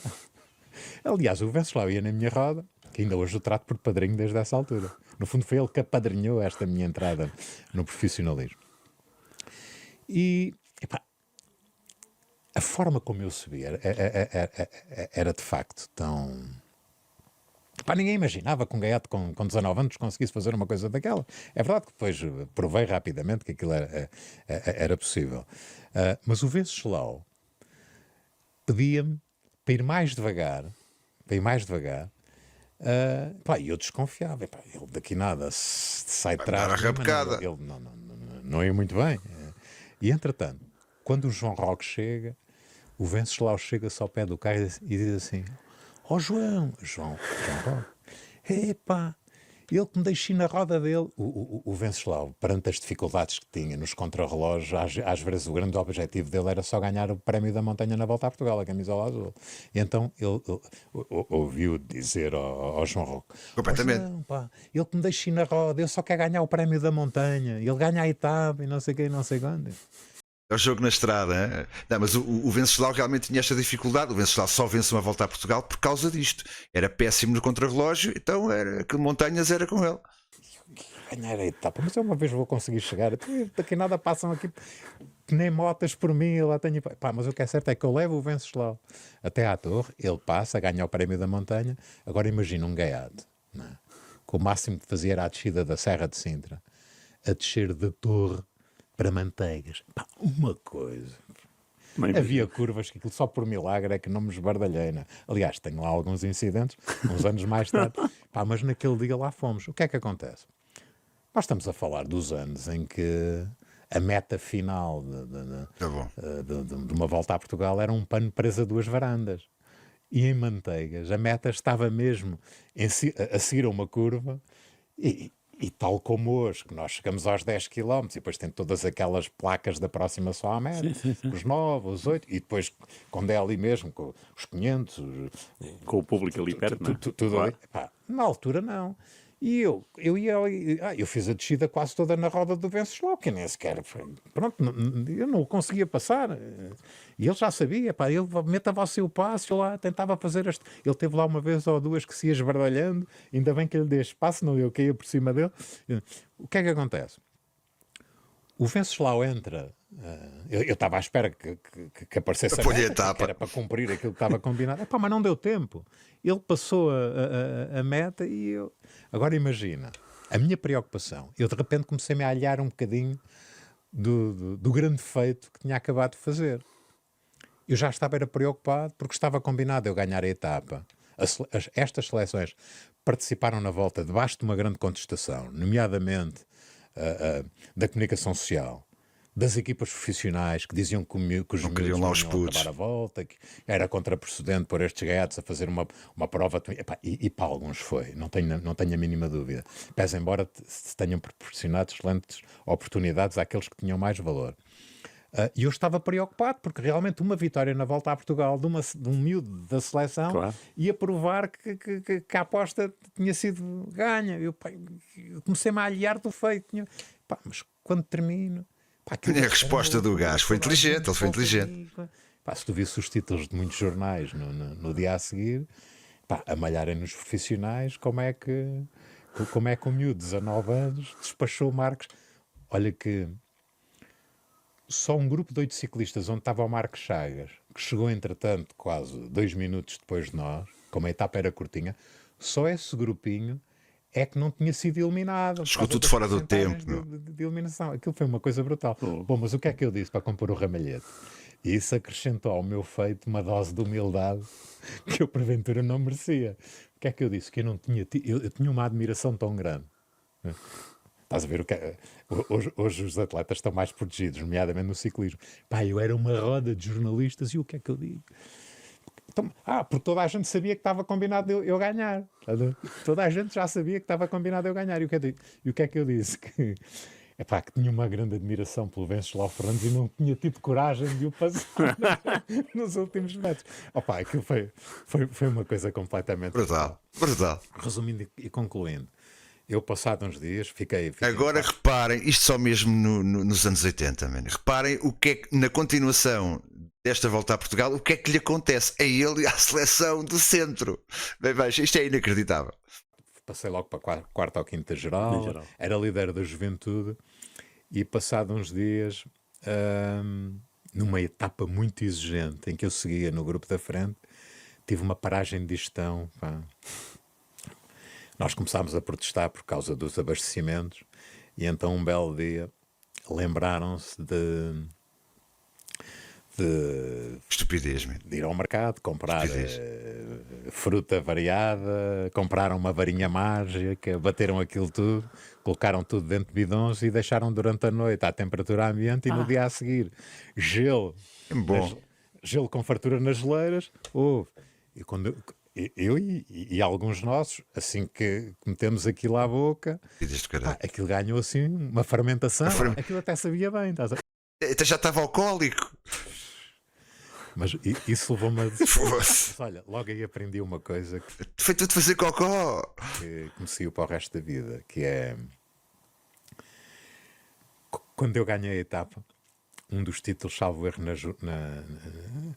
no jornal A Bola, era uma fotografia minha e do Lau em plena subida, eu a puxar e o Lau na minha roda. Depois vinha qualquer coisa como... Ah, Joaquim Gomes, a andorinha da Torre. O mesmo jornal, no dia em que eu É desisti, maus mesmo, é maus. tinha qualquer coisa como isto. Joaquim Gomes, andorinha sem asas. Epá, eu nem É sei maus. dizer. Buenas, Dani, como estás? É seguir o meu rumo e aliar-me um bocadinho daquilo que possam dizer sobre o que corre bem ou o que corre mal. Dani, aquí no vas a entender nadie. Este aquí es Joaquín Gómez, uno de los mejores corredores de los años 80, 90 en Portugal. Ha ganado 2 vueltas a Portugal en 89 y 93 y ha corrido 18. Es solo para entenderos un poquito más, es uno de los grandes corredores de Portugal en los 80 y 90. E vieste bem, porque no ano seguinte estavas no Sporting, do Marco Chagas. Exatamente. Logo nessa volta a Portanto, vai Portugal. para o Sporting a seguir. Logo nessa volta a Portugal houve convites, as melhores equipas de longe na altura era o Sporting e o Lousa Trinaranjo, não sei se te Eu lembras. lembro. Muito Usa bem. Trinaranjos. Portanto, essas duas equipas convidaram-me logo portanto, para o ano seguinte. Eu inicialmente era para ir correr para o Lousa, estava quase tudo acordado, sem haver contratos assinados, e aliás nem era preciso, mas à última da hora Não há guito. quiseram reduzir a proposta financeira que me tinham feito. Com motivo que eu não consegui considerar. E eu sou benfiquista. Está ali o Sporting ao lado. Sportingista foi talvez a maior alegria que eu dei ao meu pai na altura. Porque eu falei com uma pessoa que era diretor do Sporting, que veio a ser um grande amigo para a vida, que infelizmente também já não está entre nós, que era o Manuel Maduro, lembras-te deste nome? Sim. Pai, que assinei rapidamente pelo Sporting. E foi uma boa aposta. Foram Até o quantos Sporting anos, ter acabado com o ciclismo. Infelizmente o projeto só durou 2 anos, portanto foi 86, e eu assinei nesses 2 anos. Ainda cumpri serviço militar aliás, eu acabo a primeira volta pelo Sporting em 86, a minha segunda, depois Sim, daquela exatamente. experiência inédita em 85, e uma semana depois de ter terminado a volta a Portugal, que ganhou o Marco Chagas, Marco Chagas, sim. passado uma semana, parecia a Linda de Sousa com a mala de cartão a entrar na escola prática de infantaria. Tropa. em Não, março. eu não fui à tropa, não. Na altura, Sou, tinha 12º sou destes ano, tempos, mas não fui à talvez tropa, graças a Deus. não Foda-se. conseguiram livrar da tropa. E hoje tenho um enorme orgulho em ter cumprido o serviço militar. Portanto, eu em 87, já como furriel, Pois ele com o 12º já não foi para soldado raso. já Já. foram de me colocar num quartel relativamente perto do estádio de Alvalade, que era um paiol em Sacavém, ao lado da antiga fábrica de loiça de Sacavém. E fiz todo esse ano, portanto, esse ano de 87 em que eu poderia ter ganho a minha volta a Portugal, não fosse aquela Opa, toma. fatídica queda a descer a Serra da Estrela quando já era camisola amarela. Aí o gajo vai contar aqui a cena da queda, 30 metros numa ravina. O homem não se matou porque não calhou, mas ele vai contar a cena. Tivemos um problema grave de dopagem nessa altura na equipa. O Sporting foi? Sim, Ele fala abertamente sobre o Durante a doping, volta a man. Portugal? sim, durante a volta a Portugal. Isto é 87, hein? Epá, que de forma inesperada me catapultou para líder da equipa com 20 anos, e uma equipa que tinha alguns dos melhores valores nacionais e valores consolidados e com experiência, mas as circunstâncias conduziram a isso. Recordo-me no dia de descanso, que foi quando surgiu esse problema grave, à noite. Já eu estava no quarto a preparar-me para descansar. No dia a seguir era a etapa rainha, salvo erro, Porto Alegre Manteigas, quando recebo a visita de 2 diretores do Sporting no meu quarto, supostamente para me tranquilizarem, para eu não te sentir a tranquilizarem. responsabilidade. Estás a ver o que é? 2 diretores que eu não conhecia pessoalmente, É o contrário. mas conhecia porque eram os 2 enormes figuras do desporto nacional, o engenheiro Júlio Rendeiro, Sim, Júlio Rendeiro, claro. do hóquei, Toque em Patins, exatamente. e o Baganha, que veio ser presidente do IPDJ, o Baganha, eram os responsáveis das modalidades na altura. Ok. E, portanto, além do problema propriamente dito grave, e que eles visitaram a equipa, vão os 2 ao meu quarto. É para você, está na cabeça do doutor, mas não sente a responsabilidade. Agora. Ou seja, nós estamos aqui que é para lhe dar um acréscimo de responsabilidade. Bom, mas eu acabei por lidar bem com o tema. Não lidei bem, foi que aquela curva no que vão dar metade a descer para Agora é a cena que ele vai Manteigas, contar o acidente, lá está, na descida para Manteigas, rebenta-se todo. Ele vai contar a cena, é mesmo. Calma. Então, fiz uma curva que devia ter feito a 60 a hora, fiz a 90, nem toquei no Alcatrão. Uma queda para aí 30 metros, que só pela mão de Deus é que não me roubou a vida. Não havia capacetes nesta altura, amigos. Esqueçam lá capacetes. Mas que é por entre silvas ou um espaço aberto? Não, numa ravina. Ravina. Onde é o Vale Glaciar, não é? Com penhascos enormes, né? Panedes, né? E eu acabo por cair de costas de uma altura de 30 metros, caio de costas em cima de um monte de carquejas, pá, aí 80 centímetros, eram uma abertura de 80 centímetros entre dois penedos, e eu caio de costas em cima de um monte de carquejas queimadas, porque tinha havido ali um incêndio há pouco tempo, e aquilo acabou por me amortecer a queda. Só me lembro de acordar com umas bufetadas, começar com umas dores nos ombros, porque eu na altura pesava 61 kg ou 62, umas dores nos ombros, e ver um corredor de gente ali que era Puxar para o puxarem homem. cá para cima para a estrada, para meterem Mas na ambulância, pena. mas entretanto desliguei outra vez. Foi uma coisa completamente brutal. E só acordaste no hospital? Só acordei no Hospital da Covilhã. O treinador na altura era o falecido Francisco Valada, também vencedor de uma volta a Também? Portugal pelo Sim, Benfica. sim. E eu só me lembro na ambulância, não, eu acordei na ambulância, dele me estar a... Não sabia onde é que estava. Né? Eu ver aquela cara, olhar para aquela cara, não saber se era o nome dele, que ele ia comigo na ambulância. Mas ao contrário do futebol, que é o mister, nós é o chefe. E eu, chefe, o que é que eu estou aqui a fazer? E lembro-me de ele estar insistentemente a questionar e de ele me ter dito, você estava a correr a volta a Portugal. E eu volto a Portugal. Pá, mas de repente comecei a recuperar a memória. Pá, e é uma desilusão tão grande quando... é tirarem-nos o rebuçado das mãos. Tá? Aliás, essa queda marcou-me durante alguns anos. E não só a queda, foi fodido. eu sentir que o facto de desejar tanta volta, se calhar nunca ia conseguir vencer. Por isso é que, quando ganha a volta em 89, com 23... Já agora vejo o videozinho de retrospectiva da volta de 89. Está aí nos primeiríssimos do YouTube. Eu não sei se algum dia não vou refazer aquilo, porque merece. E quem quiser o vídeo onde eu me suportei, que é um vídeo que eu também compilei, está no meu outro canal do YouTube, no meu canal pessoal. Eu arranjo-vos isso, pá, porque é outro primor, é outro bombom para quem gosta de história de ciclismo. 3 anos, quando parti para aquele último contrarrelógio. É que o ciclismo tem estas particularidades, o tal reality show. Quantas vezes as grandes provas por etapas não são ganhas pelo corredor que realmente é o mais forte? Claro, quantas Eu, ao longo vezes da minha isso carreira, acontece só em ganhei no uma vez ciclismo. na Senhora da Graça. Mas se calhar tive uma dezena de vezes que entre os grandes protagonistas foi o mais forte.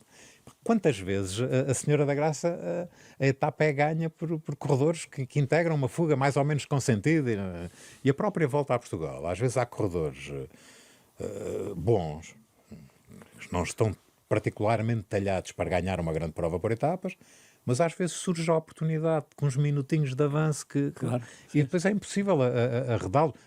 A volta à Espanha deste ano é um exemplo disso, não é? Mas o ciclismo não é, porventura, o único desporto em que o azar, e não a sorte, não é? O azar tem uma fatia enorme. Ou seja, não é? Muitas vezes nós falamos que o futebol é preciso ter sorte. Eu concordo com o Rui Miguel Tovar, sim. É preciso Concordo ter com isso. muito pouco azar para ser alguém muito forte, não é? Tu podes ter integrado as etapas Claro lá que em sim. cima. E claro que sim. E é uma diferença, dito assim pode não parecer significativo, mas para mim isso tem muita força, não é? Eu, como te disse, era um apaixonado de futebol. Pai, tinha os meus ídolos, alguns, tenho o grato prazer de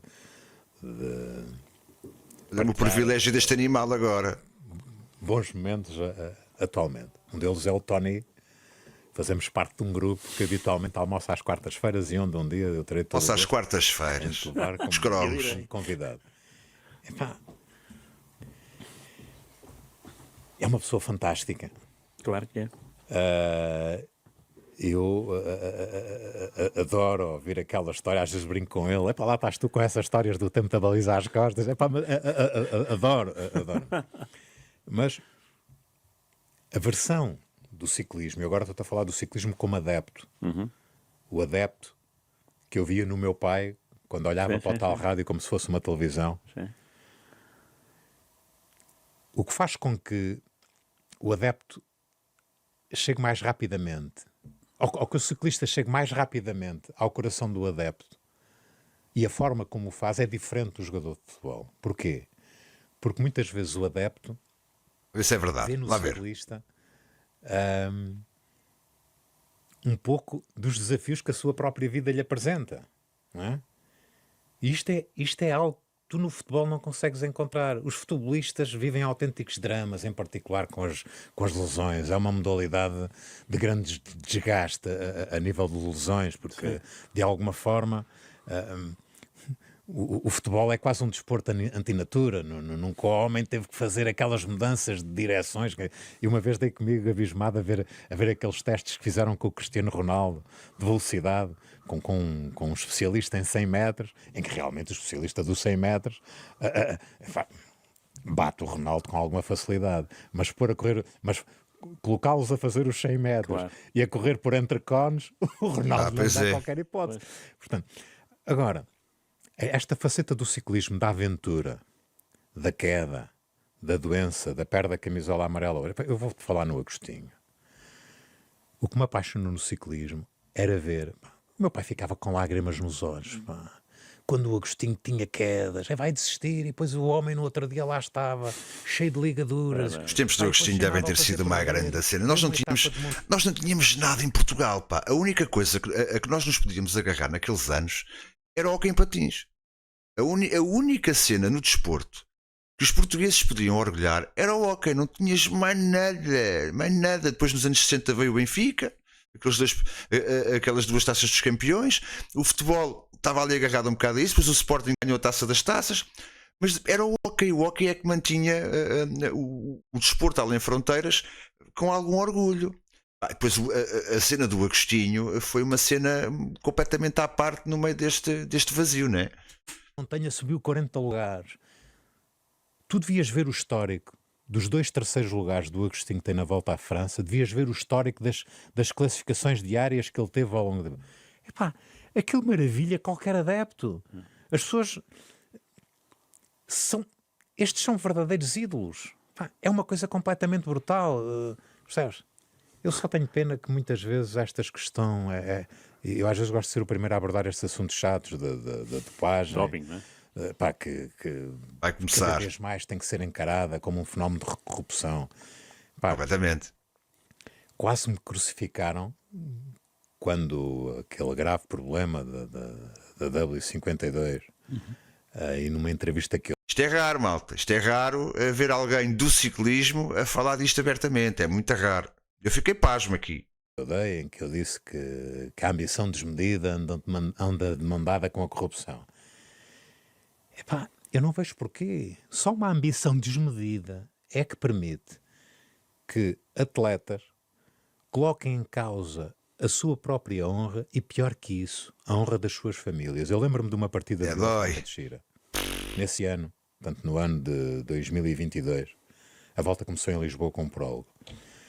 Mas a partida da primeira etapa em linha foi em Vila Franca de Xira. E eu, assim que chego ao local de partida, tinha uma moldura humana muito interessante, mas começo a ouvir gritar: é uma vergonha o que fizeram aos rapazes e tal. Eu não sabia, mas de repente vejo que o senhor que está a falar alto e depois olhar para o lado para ver se está a ter audiência. Se regimentava mais. O homem estava também a olhar para mim, aquilo se calhar era para mim. Eu dirigi-me ao senhor: mas o senhor, desculpe, está a falar comigo? É uma vergonha, mas está a falar do quê? Isto dos rapazes do Porto, é uma vergonha o que fizeram aos rapazes. Meu caro, eu vou-lhe dizer uma coisa. Eu fui ciclista Aliás, eu fiz 18 voltas a Portugal. Sou o recordista de lugares no pódio. Tu há pouco disseste 6, são 7. 4 terceiros, 1 segundo e 2 primeiros. Okay. E eu sou uma coisa, nunca tive nenhum problema com dopagem, nem tive perto disso. Você está-me a dizer, e as famílias dos rapazes, sabe porque é que eu não entrei por aí? Primeiro por mim, porque sou uma pessoa íntegra, e depois pela minha família. Eu era incapaz de sujeitar a minha família a uma vergonha destas. Infelizmente. Agora, dizer esta merda no meio de ciclismo, é que eles conhecem-se todos, são todos amigos e o caralho, é fodido. A corrupção está no desporto, está na alta finança, Claro. Em todo lado. está nos autarcas, está na política, está em todo lado. Epá, mas em particular num desporto, com o nível de exigência, a história que tem o ciclismo, que promove valores de elevada nobreza, nós temos que Isto é fazer que é- alguma isto é que é coisa, tramado. porque eu quando vejo De facto, boas, na altura ainda surgiu a ideia de que era uma cabala contra o Porto. Sim, de certa maneira, sim. Também senti que não senti a cabala, mas senti que pessoas estavam a pensar que era uma cabala. jovens que podem ser, ou que são potenciais campeões a abandonarem a modalidade, até O que ele está aqui a dizer, se calhar até voltava aqui um bocadinho para trás, o que ele está aqui a dizer é que o facto da existência do doping também leva muito jovem que não o faz e que depois não tem capacidade física para aguentar os que o fazem a abandonar a modalidade. Isto é muito complicado. Eu acredito que haja aí malta que praticou.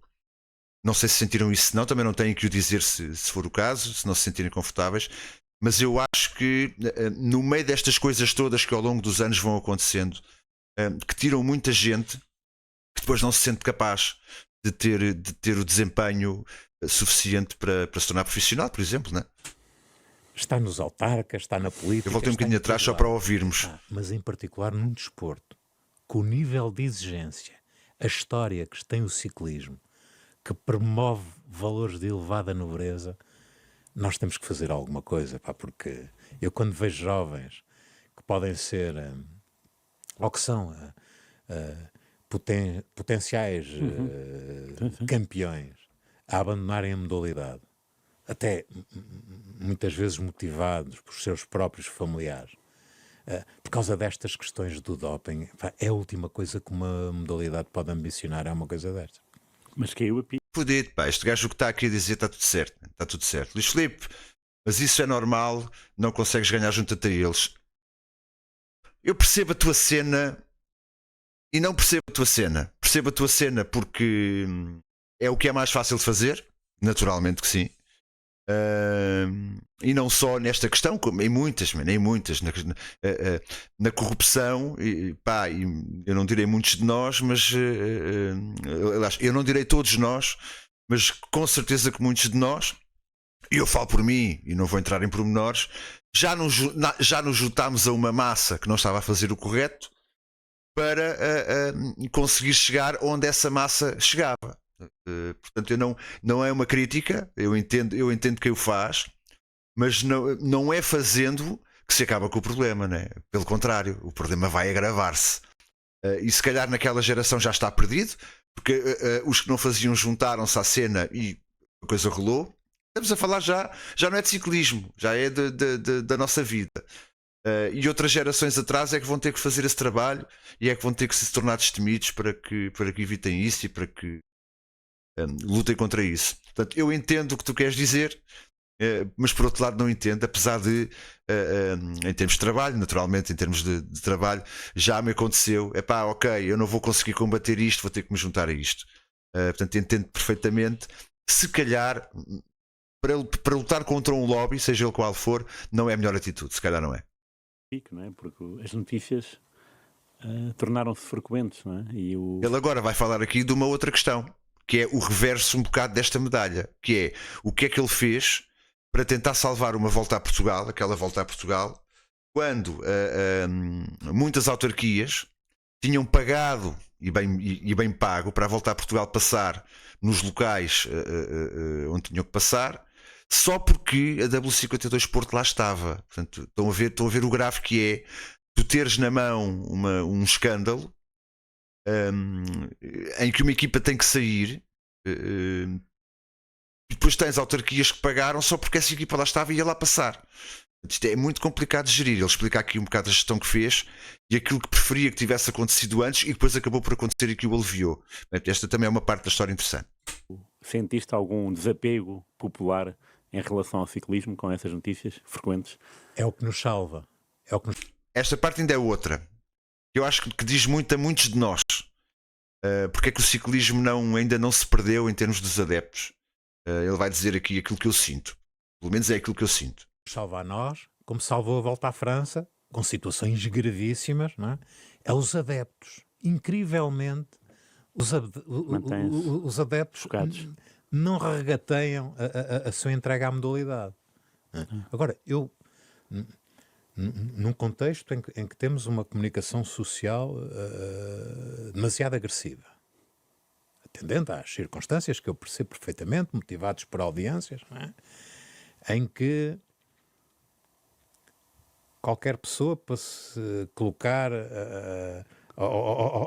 para não ficar sujeita a pegarem nas suas palavras e a trocar vírgulas e trocar completamente o sentido das frases, resumindo, ao face como a Federação Portuguesa de Ciclismo, que perante situações graves como esta, resume as suas declarações a comunicados, e aí fica a salvo, não é?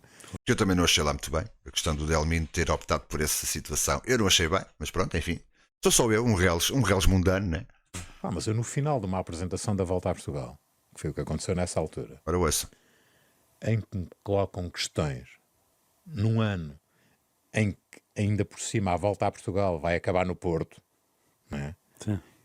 Numa parceria com a Câmara de Gaia, e em que estes dois municípios, que são históricos da Volta a Portugal, mesmo em anos que não existia equipa do Futebol Clube do Porto, mas não tenho a mínima dúvida que o forte investimento efetuado foi motivado pelo facto de terem, ou do Futebol Clube do Porto ter uma equipa de ciclismo. Claro, sim. Não é?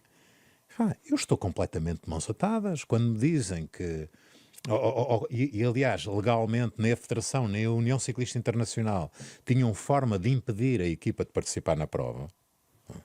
Não é o organizador que vai colocar uma equipa de fora, não é?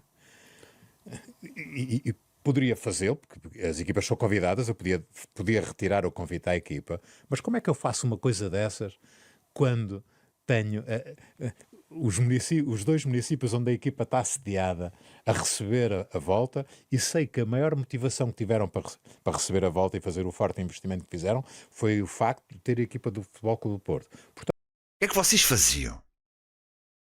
Não sei se posso abrir aqui um debate. O que é que vocês faziam? É fodido, pá. Eu não sei o que é que eu faria. Ele aqui vai dizer depois a solução que teve até a União Ciclista banir, obviamente, a W52. Por isso ela acabou por ser banida. Mas ele explica aqui que, pá, malta, arranjem outros ciclistas. Ele vai aqui falar nisso. Portanto, estou aqui a dar um bocadinho de spoiler, é já nos segundos a seguir. Arranjem outros ciclistas, corram com os que não estão metidos no assunto. Ele quis até à última manter um bocadinho as coisas como estão para não defraudar os municípios que pagaram aquilo. Eu não sei se não faria igual, se faria. Pá, não sei. Pá, eu acho que nós estamos todos aqui de fora e é fácil até se calhar dizer aqui alguma coisa no chat ou eu falar aqui. Epá, mas eu metido neste embrulho, eu não sei o que é que eu faria, pá. Sinceramente, não sei o que é que eu faria. portanto, as minhas imposições resumiam-se, e não poderia deixar de ser, a equipa estava obrigada a deixar de fora todos os corredores que estivessem implicados na tal investigação, Sim. nem que tivesse que fazer contratações de última hora e trocar todo o plantel. Pois. Mas isto foi entendido de uma forma como se eu estivesse a defender a equipa e o patrocinador. Isto é ingrato, esta É posição. lixado, man, é muito E agora lixado. imagina. Tudo o que é batota é para desprezar e despachar. Se há uma equipa inteira dopada, era correr como eles. Epá, assim puro e duro, sem o peso da responsabilidade de uma organização em cima, é óbvio. Isso é óbvio, não é? É a visão mais fácil, mais fácil e mais lógica. Não é só mais fácil, é mais fácil e mais lógica. E até com alguma justificação, não é? O simples facto de estarmos a lidar com batota é uma justificação mais que plausível para explicar a eliminação da equipa. Por outro lado, epá, eu não é estar aqui a defender, mas eu entendo a opção que foi tomada. A primeira, porque não chegou a acontecer, né? A coisa acabou por não acontecer.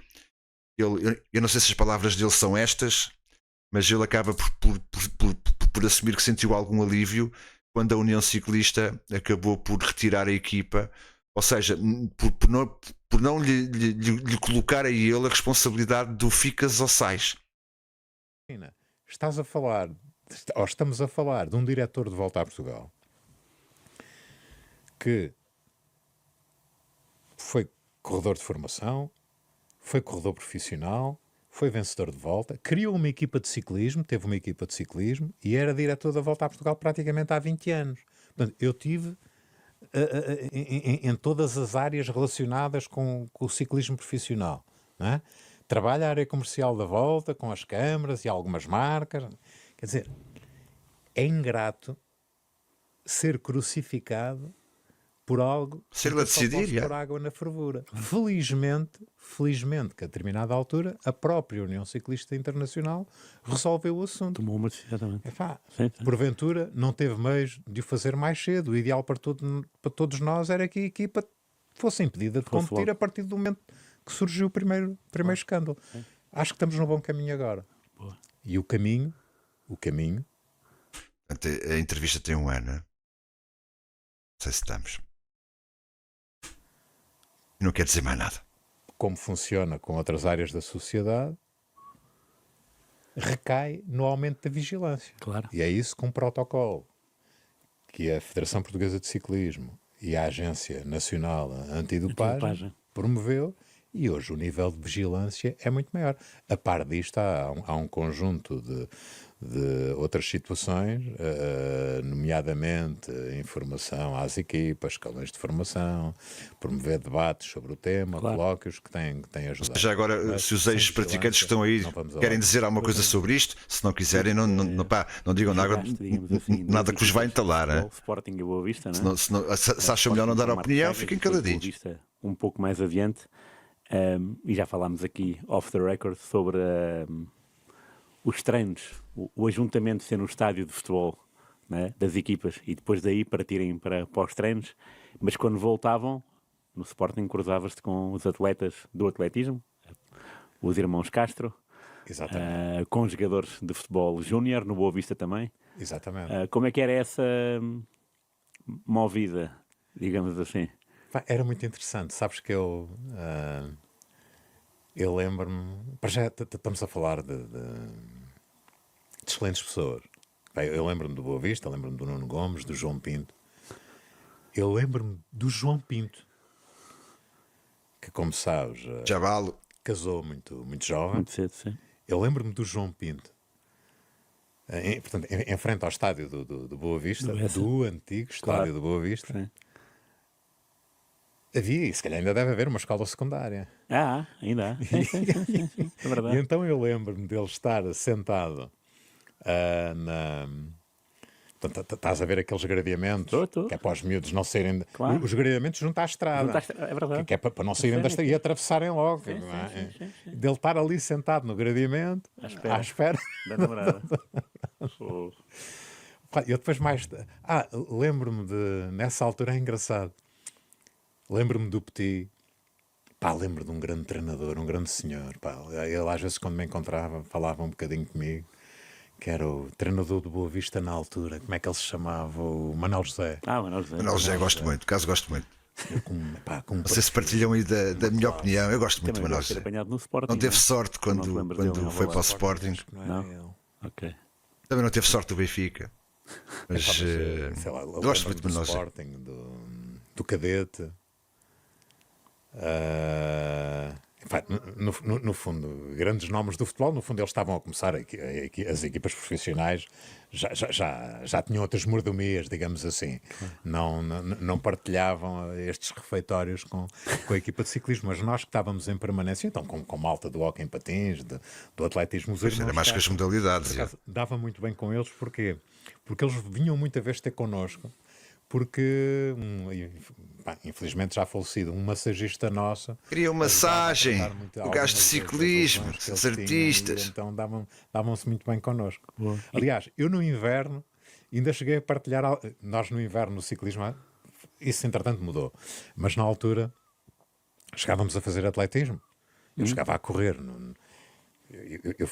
Eu fazia treinos de corrida de 1h30. Não é? 1h30 já é um ritmo bom, porque Não fazia ideia que do eu ponto de se vista fazia de isto. preparação física, depois em termos muscular, estarmos adaptados à corrida, aquilo, um bom ciclista continua a correr bem. Pese embora aquelas relações de peso-potência para o atletismo sejam diferentes. Claro. Mas do corrias ciclismo. dentro do estádio? Não, Ah, não. saías. Ok. Estrada, mas ia muito para o estádio universitário. Cheguei-me a encontrar com eles no estádio universitário e a fazer ali umas boas voltas. E com o Muniz Pereira, talvez, não? O Ministro Pereira, cheguei. Epá, o Ministro Pereira. Já agora, sabem que é o Muniz Pereira, né? Para quem não sabe, malta mais nova, aí o Mico ali sabe de certeza. Outros não desprezando a cena e não vos menosprezando. O Muniz Pereira foi o senhor atletismo em Portugal no século XX. Era o grande treinador de atletismo do Sporting. Um grande senhor do atletismo nacional. Também é uma pessoa fantástica. Cheguei a falar Obrigado, com Luís, ele obrigado, uma vez. obrigado. Um dia contou-me uma história brutal. Pá, que eu vou contar aqui. Que tem E a ver esta é com uma brutal. das mais- Eu já vi o vídeo, né? Esta é brutalíssima. Pá. Esta é bem brutal. Esta é para aqueles que se fazem uma cena sem ter preparo com a puta da mania. Esta é muito boa. maiores figuras de sempre do desporto nacional, que é o Carlos Lopes. Na altura que o Carlos Lopes. Nem foi quando ele ganhou a maratona dos Jogos Olímpicos. Foi antes, quando ele ganha a medalha de prata, que perde para o Lasse Viren, a medalha de prata dos 10.000 metros. Epá, aquilo na altura já foi completamente brutal. Então acho que aparecia muita malta no estádio de Alvalade. Esta é mesmo linda, pá. Esta história é linda. Aparecia muita malta a querer experimentar atletismo, porque depois naquela altura toda a gente pensava que tinha capacidade. E então lá andava o Que história top. professor Muniz Pereira, lá com a sua prancha, com 3 cronómetros ao pescoço e tal, e a vigiar vários atletas. E então apareceu lá um sujeito, já, sei lá, com 20 e muitos anos, mas luzido, estás a ver, assim, meio pesadote. E pô, o professor gostava de experimentar, eu acho que tenho jeito e tal. E então, o professor, coitado, mandou-o correr, como se tivesse.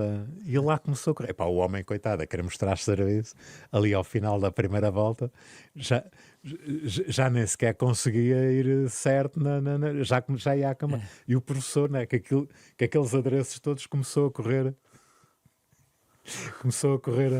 ao lado dele e começou, então, está cansado? E ele, não, sou solteiro. É pá. Lindo. O homem já nem Eu estou ouvia nada. fodido já, velho. Muito bom. Eu estou fodido, velho. Tenho uma última pergunta. Uma volta, 400 Muitas metros. mais, mas o tempo não permite. Que diz respeito, e começámos exatamente por falar das subidas de montanha.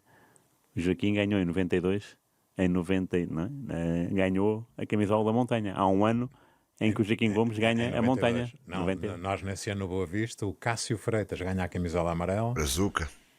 e eu faço terceiro na volta e ganho Espetacular, não é? a camisola da montanha. Não sei se é frequente um duplo vencedor da volta também ser vencedor da montanha. Não é frequente porque, como deves imaginar, o vencedor de qualquer grande volta é provavelmente o melhor trepador em prova. Só que o prémio da montanha muitas vezes é cimentado naquelas montanhas de segunda, terceira categoria, que é um esforço brutal. Os candidatos à vitória no prémio da montanha terem que estar atentos nestas montanhas todas, porque todos os dias há pontos. Claro. É foda, ganhar a camisola de montanha é foda. Portanto, os vencedores da volta, onde é que acumulam pontos? Naquelas etapas decisivas onde eles obrigatoriamente têm que chegar na frente. Ok. Mas isso às vezes não é o suficiente. Há muitas etapas e apercebes-te nas Sim. grandes voltas que eles fazem aquelas fugas de 150 km e passam em 3 ou 4 prémios de montanha e aquilo vai somando dia por dia. E eu nesse ano, que era também um dos candidatos à vitória na volta, mas tive uns problemas, salvo erro, na última prova, que foi a volta ao Minho. Uma queda, uma coisa assim, que eu entrei na volta muito mal. Felizmente, Volta ao Minho, já não deve tivemos existir. provavelmente um dos Já não melhores deve corredores existir. estrangeiros. Apesar de partilhar a mesma língua, não deixou de ser um dos melhores corredores estrangeiros que eu me lembro. O Cássio Freitas provavelmente, eu não quero aqui, é um bocado às cegas, mas eu acho que não, se não foi o melhor ciclista brasileiro de sempre, anda lá perto, anda no top. Eu não sei se este nome vos diz alguma coisa, Cássio Freitas, mas ali final dos anos 80 e 90 ele correu sempre em Portugal.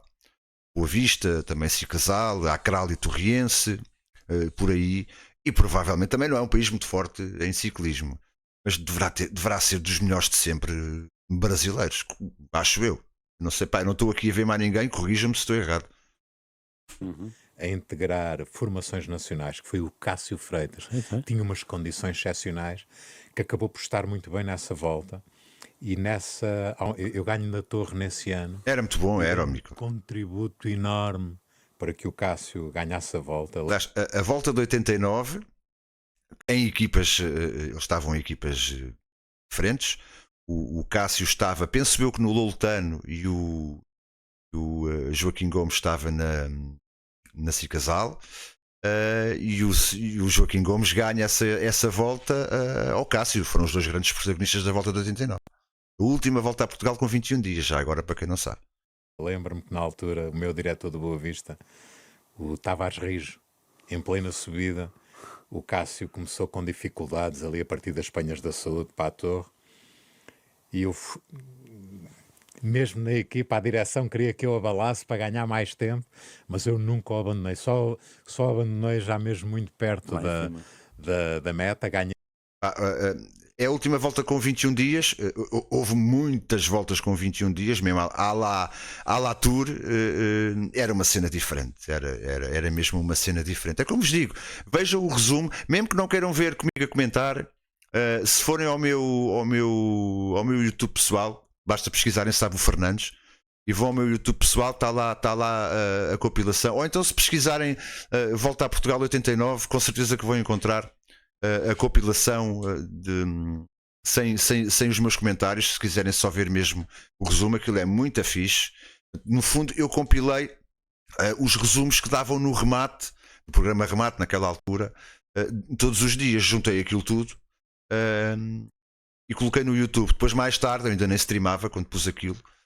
Mais tarde peguei naquilo para fazer uma live a falar da volta de 1989. Pá, é muito fixe. Depois tenho lá um outro da volta, penso eu que de 92, também é o mesmo género, também os resumos do programa Remate da RTP. Em nenhum dos dois estão as etapas todas. Eu acho que na de 89 faltam 4 ou 5 e na de 92 faltam mais, mas está lá o cernezinho, que é as etapas principais e o final. Portanto, não, em nenhum dos dois vídeos ficam naquela e agora? Não, agora ficamos sem saber. Não, em nenhum dos dois ficam com essa impressão. Mas um deles eu acho que é 92 e é esta de 89, mas a de 92 já é só com 15 ou 16 dias. A de 89 é a última com 21. A etapa, no ano que depois acabou por haver temporal, que eu quando chego não apanho chuva, mas depois de eu chegar, passado um minuto, dá em começar a cair granizo, mas eu já não o apanhei. Mas o Cássio acabou por vestir a camisola amarela nesse dia, eu passei para os primeiros da geral, acabo depois no final da volta por terminar em terceiro, e a partir desse dia pensei, bem, ganhei aqui uns pontinhos na Torre, ainda há mais umas quantas montanhas, e acabei por acumular pontos suficientes para ganhar a camisola azul. Em termos regulamentares, a ordem de importância das camisolas é amarela, da geral, a verde dos pontos, a azul da montanha. Mas no íntimo, sim, nós é azul. Na parte dos corredores, a camisola da montanha é a segunda mais importante. Okay. Eu concordo com o Joaquim Gomes. Epá, eu sei que a camisola dos pontos é a segunda. Eu não sei se vocês partilham da minha opinião, mas eu acho que é mais prestigiante buscar uma camisola de montanha do que propriamente a dos pontos. Pá, esta é a minha percepção. Não sei se é a vossa também. Muito bem. Obrigado. Obrigado, Joaquim. Dispõe sempre. Grande abraço. Vou dispor que há tanta história que eu conheço e gostava que tu transmitisse. A gente queria mais. Queríamos mais um bocadinho. Uma história deliciosa com o José Rosa de uma fuga. Isso era incrível contar. Por cima, o Rui Miguel Tovar sabe mais. Pela tua compreensão. Passa hoje. Curto bem este jornalista também, pá. Curto bem. Acidente nas ruas de Lisboa, ali na Avenida da Liberdade, para participar num evento da Rádio Renascença com Ana Galvão. Portanto, um beijinho para a Ana, um grande abraço para ti e até a próxima aventura enciclopédica. Obrigado. Malta, e está feita a cena. E muito obrigado pela presença de todos, pela vossa paciência. Isto, como disse ao início, é mesmo para quem gosta de ciclismo. Quem não gosta de ciclismo e história do ciclismo, provavelmente é uma seca.